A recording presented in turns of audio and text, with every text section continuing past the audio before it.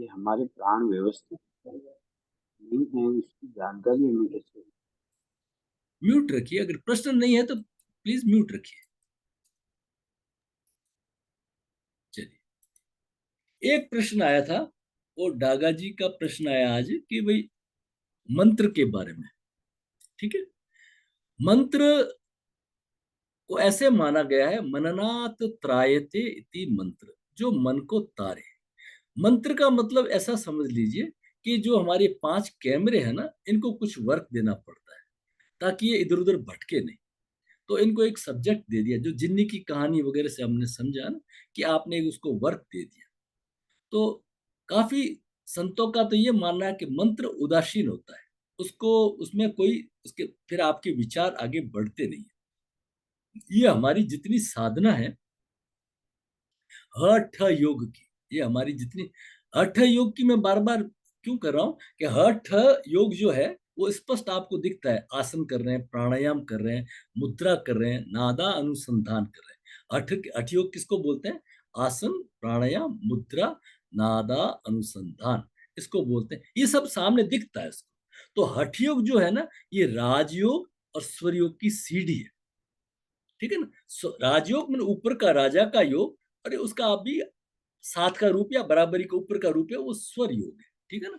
तो अ सूर्य स्वर, ठ चंद्र स्वर, पिंगला और ईड़ा, इन दोनों का जब बैलेंस हो जाता है, ठीक है ना, और जब सुषुम्ना में प्रवाह होता है, तो उसको हम हठ योग कहते हैं। तो हमारे यहाँ पे एक हर शब्द, बहुत सारे धर्मों में सब जगह अलग अलग कुछ उसका जो सार है ना, कुछ कविताओं में कहा गया है। तो हठ योग का जो साधना का या सोहम साधना का जो सार है, एक ओम स्तवन में कहा गया, बहुत ही ब्यूटीफुली अच्छा समझाया है उसके अंदर। वो मैं आपको समझा देता हूँ, वो हमारा इसी का पार्ट है। ठीक है ना? तो मैंने आपको बार बार बताया कि श्लोक नंबर 10, श्लोक नंबर 50, श्लोक नंबर 51, श्लोक नंबर 249, ये बताते हैं कि जो स्वर योग है ना, ये स्वर योग सेल्फ रियलाइजेशन के लिए है। ये स्वर योग क्या है? हठ का योग है ना? तो ये हठ योग का कैसे है, ये ईड़ा और पिंगला का योग कैसे है, ईड़ा और पिंगला से पहुंच करके हम कैसे सुषुम्ना में पहुंचे। ठीक है ना? सुषुम्ना को जो 10वां द्वार द्वार कहा है, जो शिव का क्षेत्र, शिव का द्वार कहा गया है ना, तो उस तक हम कैसे पहुंचे, यही हमारी साधना का उद्देश्य रहेगा। तो इसको मैं आपको एक अच्छी सी प्रार्थना है, ये श्लोक नंबर है 10, 50, 51, 249। ठीक है ना? 10 में बहुत ही अच्छा समझा है। अथ स्वरम प्रवक्ष्यामि शरीरस्थ स्वरोदयम हंस चार स्वरूपेण भविज्य ज्ञान त्रिकाल। इसको अपन पहले भी चर्चा कर चुके हैं कि इस हंस और स और हंस को जानने से आदमी त्रिकालज्ञ हो जाता है। ठीक है? फिर आता है श्लोक नंबर 50, ईड़ा या तू स्थित चंद्र, पिंगला या चु भास्कर, ठीक है, सुषुम्ना शंभु रूपेण शंभु हंस स्वरूप। ये जो ईड़ा और पिंगला जो है ना, इसका जो मेटाफिजिक्स है ना, ये जब दोनों बैलेंस होती है ना, तो सुषुम्ना में जो श्वास चलता है ना, इस सुषुम्ना को शंभु कहा है, शिव कहा है। ये शिव, शिव का मतलब क्या है यहाँ पे? शिव का मतलब हाईएस्ट रियलिटी, शिव का मतलब कोई रूप नहीं है। निरंजनो निराकार एको देवो महेश्वर। हम जब ये श्लोक नंबर 6 पढ़ेंगे, कल से हम शुरू कर देंगे श्लोक नंबर 6। उसमें क्या कहते हैं? निरंजनो निराकारो एको देवो में, एक ही देव है, जिसको आप अल्लाह मियाँ कहें चाहे कुछ भी नाम दें, हमारे यहाँ पे उसका नाम दिया है महेश्वर। तो इस शिव कौन है, महेश्वर कौन है? शिव जो है सटल है, सूक्ष्म है, और ये शंकर जो है ये ग्रॉस फॉर्म है उसकी। कैसे सूक्ष्म है, कैसे ग्रह, इसको अपन थोड़ा आगे चर्चा करेंगे। ठीक है ना? तो ये जितने श्लोक है हमारे, ये बताया सेल्फ रियलाइजेशन के लिए। तो कैसे सेल्फ रियलाइजेशन होगा? तो 50 में बताया, 51 में, अकारो निर्गमे प्रोक्त शकारेण प्रविष्णम, अकार स्वरूपेण शकार शक्ति उच्यते। जो हम श्वास लेते हैं, श्वास की जो लेने की ध्वनि वो शकार है, इट रिजेम्बल्स टू स। ठीक है ना? तो सकार क्या है? सकार शक्ति रूपेण, जब हम श्वास लेते हैं ये शक्ति रूपेण, ये पार्वती है, ये शक्ति है। ठीक है? ये शक्ति रूपेण शकार। और जब हम श्वास बाहर करते हैं तो इट रिजेम्बल्स टू ह, इसको ह कहते हैं हम। तो ये शिव, शिव का मतलब डिस्ट्रक्शन, उसको प्रलय कर देना। तो हमारे शरीर में एनाबॉलिक और कैटाबॉलिक दोनों चलते रहते हैं, चया पचय, जिसको आप मेटाबॉलिक कहते हैं। तो जैसे ही आपने श्वास को अंदर लिया तो शक्ति ने प्रवेश किया, जैसे ही आपने श्वास को बाहर किया तो इसको हंस कहा गया, हंस। और उसका उल्टा हम जो श्वास भरते हैं उसको सोहम साधना कहा है, उसको सोहम, हंसा, हंसो सोहम। हंस इसलिए बताया है कि एक ऐसा पक्षी माना है जिसके अंदर एक दूध में से पानी को अलग करने का विवेक होता है, इस तरह से माना है, ठीक है ना। तो ये हमारा श्लोक नंबर 51। श्लोक नंबर 249 है, अकारस्य सकारस्य बिना भेद। भाई अगर हकार और सकार को अ और ठ के भेद नहीं जानते तो फिर स्वर योग है ही नहीं। अकारस्य सकारस्य बिना भेद, इसके भेद को नहीं किए हुए तो स्वर, स्वर कथम, स्वर है ही कहाँ पे। सोहम हंस पदे नेव जीवो जपति सर्वदा। ये जो जीव है वो हर वक्त सोहम, सोहम, जैसे मैंने मोबाइल के एग्जांपल से समझाया कि मोबाइल हमेशा अपनी टॉवर को सर्च करते रहता है। अब इस संसार के जंगल में आप भटक गए, समुद्र सागर में कहीं भटक गए, कहीं निर्जर एकांत में चले गए, अब वहां पे कोई टॉवर नहीं है, कोई सिग्नल नहीं है, लेकिन कभी फिर कोई सत्संग मिली, कोई हाइट मिली, कोई ऊंचाई मिली, फिर नजदीक आए, तो जैसे ही आप टॉवर के नजदीक आएंगे तो आपके सिग्नल आपको दिखने लग जाएंगे, ठीक है ना। तो ये है, वो हमेशा शोहम, शोहम, शोहम लगातार ध्वनि चलती रहती है। तो इसकी साधना को हम कहते हैं हठ योग की साधना, जिसको ओम स्तवन नाम दिया है। तो ओम स्तवन का कैसे है वो मैं आपको सुनाता हूँ, और बड़ा अच्छा है, इसमें पूरा सरल तरीके से ये हठ योग और स्वर योग की साधना पूरी आई हुई। तो ये एक भ्रुकुटी महल है, जो हमारा आज्ञा नेत्र है, आज्ञा चक्र है, दोनों भवों के बीच में, इसको शिव स्थान कहा गया है। थोड़ा इसको समझ लीजिए, और मैं आपको थोड़ा गा के भी सुना देता हूँ। भ्रकुटी महल चढ़ देख प्यारे, जागे ज्योति अपारा ओम, सोहम सोहम जपते जपते पहुंचो 10वें द्वारा ओम। तो ये जो हमारा ऊपर का हिस्सा है ब्रह्मरंध्र का, थोड़ा बहुत फर्क पड़ता है हर जगह पे। इसको 10वां, नहीं, इसको 10वां द्वार, इस शिव नेत्र को 10वां द्वार का है, इस शिव नेत्र को 10म द्वार का, इस शिव को कुछ लोग यहाँ पे कहते हैं दसमदार, चलेगा, कोई दिक्कत नहीं। तो ये जो भ्रुकुटी महल है, ये दोनों भवों के बीच में जो स्थान है, इसको भ्रुकुटी महल कहा गया है। इसका नाम है शिव स्थान, ठीक है। तो इस भ्रुकुटी महल पे आएंगे कैसे, ये हमारी जो दो नोस्टिल है, ह और ठ, जब ह और ठ का जो एक की होगा तो सुषुम्ना में प्रवाह चलेगा। ऐसे देखिए इसको, ये हमारा मूलाधार चक्र है, यहाँ पे ये नीचे मूलाधार है, इससे हमारी ईड़ा और पिंगला चलती है, इससे हमारी दो नाड़ियां चलती है। एक आप ये पीले रंग से देख रहे हो, ये नाड़ी चलती है, एक ये दूसरी नाड़ी चलती है, इस तरह से। तो ये कैसे चलती है, क्रॉस होती हुई चलती है, हर चक्र को ऐसे क्रॉस करती हुई चलती है, और आकर के ये आज्ञा चक्र पे मिल जाती है। आज्ञा चक्र पे हमारा ये जो भ्रुकुटी महल है, यहाँ पे ईड़ा और पिंगला और सुषुम्ना तो सीधे नीचे से आ ही रही है, तो ये तीनों मिल जाती है। तो इसको जब ईड़ा और पिंगला का एक ही हो जाता है, इसको कहते हैं, ईड़ा और पिंगला का मतलब है द्वैत, मैं अलग दुनिया अलग। तो उस द्वैत से अद्वैत में हम प्रवेश करते हैं, अद्वैत में, ड्युअलिटी से अनड्युअलिटी, नॉन ड्युअलिटी में हम प्रवेश करते हैं। तो भ्रुकुटी महल तक पहुंचना है, हमारा उद्देश्य क्या है, भ्रुकुटी महल का मतलब है शिव स्थान तक हम पहुंचना, ये साधना का पूरा सार है। फिर आगे कहते हैं, मेरुदंड में बंकनाद, ये जो हमारा स्पाइनल कॉर्ड है, मेरुदंड, ये इस तरह से कर्व्ड है, दो एस बनते हैं, ये गर्दन है, गर्दन से ये ऐसा चला, ये गर्दन से पीठ तक एक एस बना, है ना। फिर ये हमारी कमर है और ये नीचे है। तो ये इसको इसको कहते हैं बंकनाल, ये टेढ़ा है। मेरुदंड में बंकनाल है, उल्टी गंग कहावे ओ। तो यहाँ पे जो ओम है ना, ये नीचे से ऊपर चलेगा, उल्टी गंग कहावे ओम, उसी गंग में सुन लो प्यारे, जो कोई घुस कर नहावे ओम, प्रणवयान से ऊंचा चढ़कर सुखमणि से गढ़ पे जावे ओम। तो ये सुखमणि गढ़ कहलाता है, ऊपर वाले हिस्से को यहाँ पे सुखमणि गढ़ कहा है। किससे जाना है? प्रणवयान। प्रणवयान का मतलब ओमकार के जप से जाना है या सोहम के जप से जाना है। सोहम के जप से जाएंगे तो धीरे धीरे वहां से ऊंचा, बेहद ऊंचा ब्रह्म शिखर पर जावे ओम। ओम ध्वनि से चढ़ते चढ़ते निश्चल घुमरी आ। फिर वहां पे जब पहुंचते हैं तो वहां पे आपका ध्यान लग जाता है, निश्चल घुमरी पावे ओम।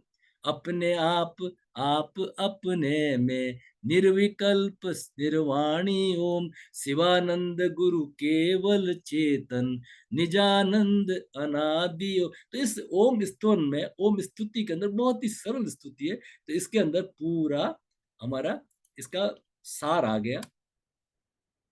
इसको कहते हैं हठ योग साधना। हठ योग साधना का ये रूपरेखा है, इसका मार्ग है। तो हठ योग किसका, हठ योग किसका है? हठ योग जो है राजयोग का प्रवेश द्वार है।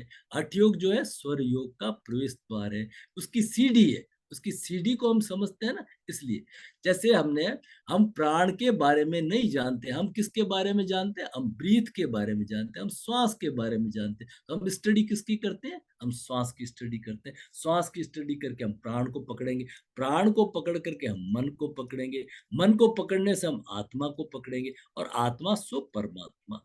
ये माइक्रो है, ये सूक्ष्म है, और वो परम आत्मा है, वो विशाल है। ठीक है। तो भ्रकुटी महल एक स्पेस बिटवीन टू आईब्रोज, जिसको शिव स्थान कहा है। हाईएस्ट रियलिटी, जीव और शिव का जो ऐक्य स्थापित करने के लिए प्रणव ओम का जाप बताया। ओम का जाप करते करते शिव के साथ जीव का ऐक्य होना बताया है। जो योग है ना, योग की दो इंपॉर्टेंट डेफिनेशन है, मैं बार बार नोट कराता हूँ, आप उसको नोट कर लीजिए। योग की, ये मैंने लिखा अच्छी तरह से नहीं, योग की डेफिनेशन है युद्ध समाधो। ये जो पतंजलि ने बताई है ना, वो बताइए युद्ध समाधो। यम नियम आसन प्राणायाम प्रत्याहार धारणा ध्यान समाधि, ये पतंजलि ने बताया, समाधि तक पहुंचना। लेकिन स्वामी विवेकानंद क्या कहते हैं, हमारे शास्त्र क्या कहते हैं? समाधि से ही योग की यात्रा शुरू होती है। इसलिए जो योग की जो दूसरी डेफिनेशन है वो है यूजर योगो। थोड़ा मेरे इसमें टाइपिंग सही नहीं कर पाता मैं। यूजर योगो, यूजर योगो का मतलब है परमात्मा तत्व तक पहुंचा, जिससे हमारा वियोग हुआ है। हमारा वियोग किससे हुआ है? परमात्मा से हुआ है। ये आत्मा कहाँ से आई है? परमात्मा से आई है। ये पुरुष बोलते हैं, कुछ आत्मा बोलते हैं, कुछ प्रकाश बोलते हैं, है ना, परमात्मा से। तो वापस उससे एक हो जाना, योग हो जाना। योग का मतलब एक हो जाना, योग का मतलब जुड़ना, योग का मतलब प्रश्न। तो हम लोग जो 10-12 से 15 श्वास प्रति मिनट लेते हैं, 21,600 श्वास एक घंटे में लेते हैं, तो वो लगातार लगातार हम प्रैक्टिस करते रहे ना। ये आप लोगों को मैंने पहले बताया, ये इनवॉलेंटियर एक्शन है। श्वास का वो इनवॉलेंटियर एक्शन है, अपने आप होता रहता है, अपने आप। नींद में भी तो श्वास चलता है ना। और फिर हम उस इनवॉलेंटियर को वॉलेंटियर में जब चेंज करते हैं, ये मेडुला गवर्न करता है, और इसको आपका पिट्यूटरी, आपका थैलेमस और हाइपोथैलेमस, आपका सेरेब्रल कॉर्टेक्स ब्रेन करता है वॉलेंटियर एक्शन में, है ना। तो ये जो सोहम एक्शन है, ये इनवॉलेंटरी अपने आप होता रहता है। तो हम थोड़े दिनों में अगर प्रैक्टिस करेंगे सोहम सोहम सोहम, तो सांसों सांस में हमारा सोहम जो है वो इनवॉलेंटरली हो जाएगा। तो आम व्यक्ति, अभी हमारी स्थिति क्या है? जो हम आम व्यक्ति है, हम विषयासक्त हैं। विषयासक्त को जैसे आपको चित्र से बताया कि हम रूप, रस, गंध, शब्द, स्पर्श, ये हमारी जो ज्ञानेंद्रियां हैं, इनमें बाहर की तरफ भटकती रहती है। ये विषय है, इनको क्या बोला गया है? विषय को विषयों के समान समझना। ये विषयों में हमारा बाहर, जैसे थोड़े से ध्यान में बैठे, एक अचानक अच्छा अच्छा सा रूप दिख गया, फिर फिसल गए। ध्यान में थोड़े से बैठे और जीभा पे कोई स्वाद आ गया, ठीक है ना। ध्यान में बैठे, रसोई की गंध आ गई, ठीक है ना। तो ये हमारे को बाहर की तरफ कहते हैं। तो अभी जो हमारा, हम विषय आसक्त है, विषयों में आसक्त है, उन विषय आसक्त को नादासक्त करना, नाद में लाना, एक साउंड के अंदर लाना, है ना। तो वो साउंड क्या करती है? उस नाद के अंदर हमारा क्या है? नाद के अंदर प्रकाश है।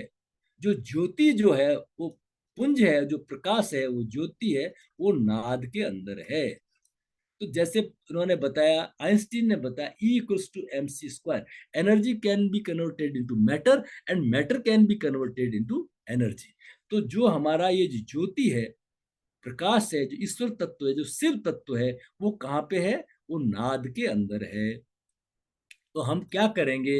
हमारा जो चित्त है विषय आसक्त है, उस विषय आसक्त चित्त को हम नादाशक्त बनाएंगे, नाद से जोड़ेंगे। वहां से हटाएंगे तो हटाने के लिए कोई साधन तो चाहिए, इसको प्रत्याहार बोलते हैं। तो उसको हम टूल क्या दे देंगे? नादाशक्त कर लेंगे। नाद में लय होना, और नाद में क्या है? ज्योति है। तो इससे मैप ऑफ साधना, ये हमारी ये मेटाफिजिक्स है, ये हमारा दर्शन है, दर्शन का एस्पेक्ट है कि जो शिव पद है, ये शिव स्थान है भ्रकुटी में। ये भ्रकुटी के अंदर हमारा शिव स्थान है। उस भ्रकुटी के अंदर भ्रकुटी महल चढ़ देख प्यारे, जागे ज्योति अपारो। इस भ्रकुटी महल तक आना, इस भ्रकुटी, वहां से ऊंचा, बेहद ऊंचा ब्रह्म शिखर पे जाओ, और फिर और आगे ऊपर। तो हमारा जो ऐसा माना गया है कि जो हमारा प्राण है वो हमारे सिर से भी 12 इंच ऊपर तक होता है, 12 इंच ऊपर तक हमारा प्राण होता है। हम अपने प्राण को फील कर सकते हैं, 12 इंच ऊपर तक हम अपने प्राण को फील कर सकते हैं। जैसे मान लीजिए कोई व्यक्ति आपके पास में आता है, कोई व्यक्ति वो डिप्रेशन में है, वो एंजाइटी के अंदर है मान लीजिए, तो जैसे ही वो आपके पास में आएगा, आपके ऑरा में, आपके नजदीक आएगा, तो आपको आभास होने लग जाएगा, अच्छा या बुरा आपको मालूम पड़ने लग जाएगा, है ना। तो उसका कारण क्या है कि उसका जो प्राण है, जब हम बीमार पड़ते हैं तो ये और डिसिपेट हो जाता है और फैल जाता है और बिखर जाता है, दूर से ही महसूस होने लग जाता है, अरे कुछ गड़बड़ है इसका मामला, ठीक है ना। तो ये प्राण ऊपर तक है, 12 इंच तक माना गया है, उस प्राण को इंटैक्ट रखना, नजदीक रखना। तो पहले हम यहाँ पे आते हैं साधना करते करते, और यहाँ से हम ऊपर, अलग अलग तरीके से, अलग अलग तरीकों से हर एक जगह समझाया गया। कुल मिलाकर के जो हमारा चित्त है विषय में आसक्त है, संसार के सब्जेक्ट से जुड़ा हुआ है, तो उसको आपको कोई काम देना पड़ेगा, जिम्मी वाला काम देना पड़ेगा। तो आपने क्या काम दे दिया? प्राणायाम का दे दिया। प्राणायाम से देने के बाद में नाद का दे दिया। नाद क्या कहते हैं? साउंड को कहते हैं, है ना। एक आपने शोहम शोहम शोहम शोहम, एक ध्वनि दे दी उस नाद में, तो वो सूक्ष्म है, वो ऊपर तक जा सकती है। और नाद में क्यों जाना? कि नाद के अंदर ज्योति है, उस ज्योति को पकड़ना, उस ज्योति के दर्शन करना, वो है हमारा शिव तत्व। तो ये पूरा स्वर योग का जो निचोड़ है, वो इस ओम स्तुवन के अंदर है। स्तवन माने स्तुति, ओम की स्तुति, ओम की स्तुति। ये हठ योग का पूरा सारांश है इसके अंदर, ठीक है ना। हठ योग का, राजयोग का, स्वर योग का, स्टेप बाय स्टेप कैसे जाना, कैसे सोहम सोहम का जाप करते हुए। तो पहले पहले तो एकदम तो होगा नहीं, पहले कुछ दिन हम लगातार अभ्यास करते रहेंगे, अभ्यास करते। उसका फायदा क्या होगा? उसका फायदे तो बहुत ऊपर तक तो है। पहले सीधे फायदे क्या है, सरल फायदे ये है कि हम जैसे ही खाली चित्त होते हैं ना, खाली चित्त होते, ये बुरा है, वो बुरा है, राग द्वेष, लड़ाई झगड़ा, ईर्ष्या क्रोध, उसके अंदर हम उलझे रहते हैं, है ना। तो उसमें ना उलझ करके, और हम सोहम सोहम सोहम सोहम सोहम लगातार, जीवो जपति, जीव हमेशा उसको जप रहा है। ये 249 श्लोक हमारा ये बताता है, ठीक है ना। तो ये जो रागा साहब मंत्र का पूछ रहे थे, ये हमारा चैप्टर ही था, इसलिए मैंने आज इसको ले लिया, सोहम को, ठीक है ना। तो अब आपके कोई